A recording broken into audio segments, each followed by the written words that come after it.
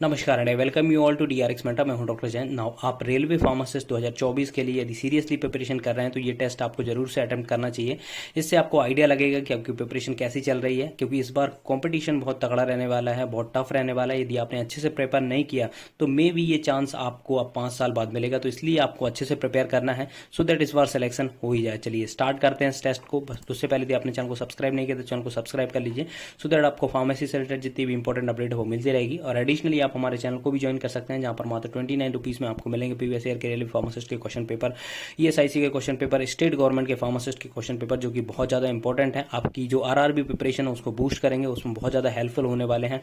ठीक है, कई बार क्वेश्चन रिपीट होते हैं। यदि आपने क्वेश्चन पहले से अटेम्प्ट कर रखे हैं तो आपको बहुत ज़्यादा बेनिफिट मिलता है, आपका स्कोर इंप्रूव होता है और सिलेक्शन होने के चांसेस भी अच्छे खासे हो जाते हैं।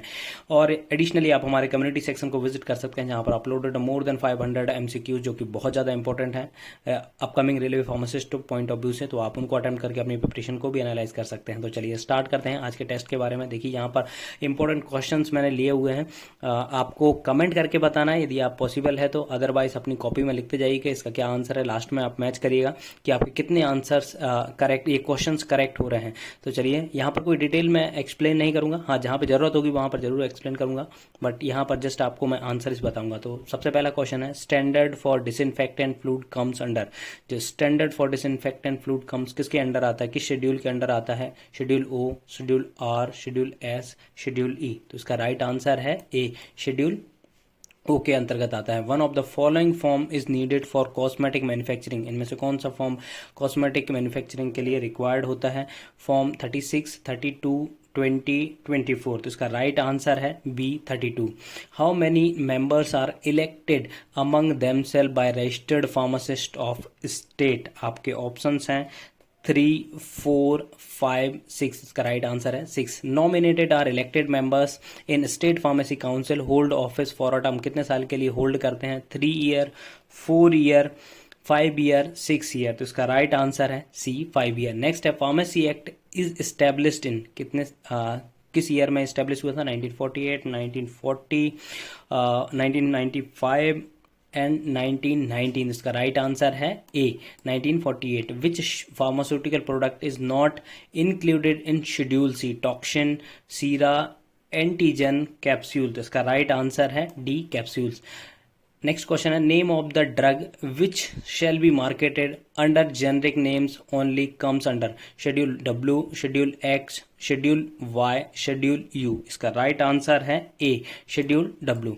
नेक्स्ट है, pharmacy council of India is doing all of the functions accept. इनमें से कौन सा फंक्शंस नहीं करती है? To regulate the minimum educational standard in pharmacy institute, to prescribe the minimum standard of education required for registered pharmacist, to compile and maintain a central register for pharmacist, D to prescribe drugs. तो इसका right answer है D, to prescribe drugs. Blood bank comes under the schedule, किस schedule के अंतर्गत आता है? Schedule B, T, F, G, 9। इसका सी answer है schedule F. Crocin is sale under, किसके शेड्यूल के अंदर इसको सेल किया जाता है? ऑप्शन है आपके A, schedule H, schedule G, schedule W, schedule Y. इसका आंसर है सी, शेड्यूल डब्ल्यू। नेक्स्ट है, 11th क्वेश्चन है, ampicillin capsule should be used within 24 months. This statement comes under, किसके अंडर आता है? 11th आपके ऑप्शंस हैं schedule C, schedule R, schedule M and schedule P. इसका right answer है D, schedule P. If the drug content is filthy, purity and decompose substance then is known as misbranded drug, adulterated drug, spurious drug. तो इसका right answer है B, adulterated drug. Schedule M to stated that requirement of factory premises for the manufacturing of medical devices, requirement of factory premises for the manufacturing of homeopathy, requirement of factory premises for the manufacturing of cosmetic, requirement of factory premises for the manufacturing of allopathy। तो इसका right answer है C, requirement of factory premises for manufacturing of cosmetics. 14 number का question है, pharmacy council of India has a dash state government nominated member. कितने होते हैं? 1, 2, 3, 4। इसका right answer है एक होता है। 15, इन AICT the chairman is appointed bye.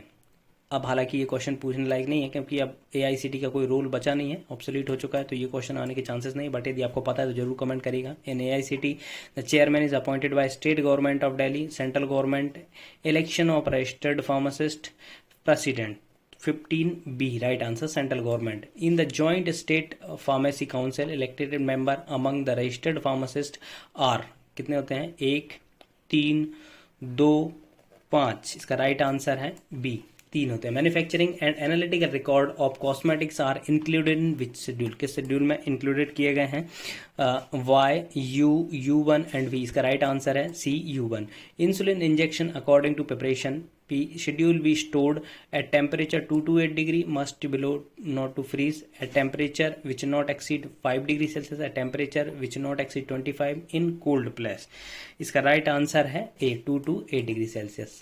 Now 19th question, appendix 2 is about number of animals for long-term toxicity studies, patient consent for participation in phase 1 clinical trial, format for submission of clinical trial report for group of fixed dose combination and their data requirement।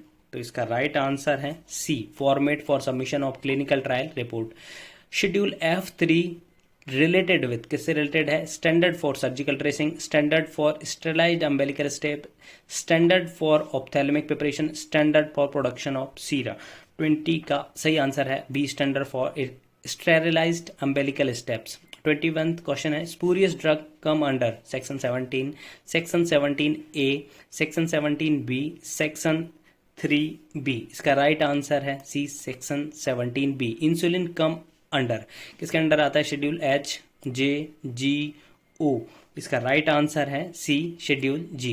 यदि आपको पता है schedule G में इसको कौन सी category की medicine आती हैं तो आप कमेंट करके जरूर बताइएगा। Form 20 indicate that licence to cell, stock और एग्जिट, ऑफर फॉर सेल और distribute by retail other than specified C, C1 and X, licence to cell, stock or exhibit or offered for sale or distribute by wholesaler other than specified CC1X, license to sell, stock, exhibit or offer for sale or distribute by retail other than specified CC1, license to sell, stock or offer, sell or redistribute by sale other than specified CC1X। तो इसका right answer है A, licence to cell, stock.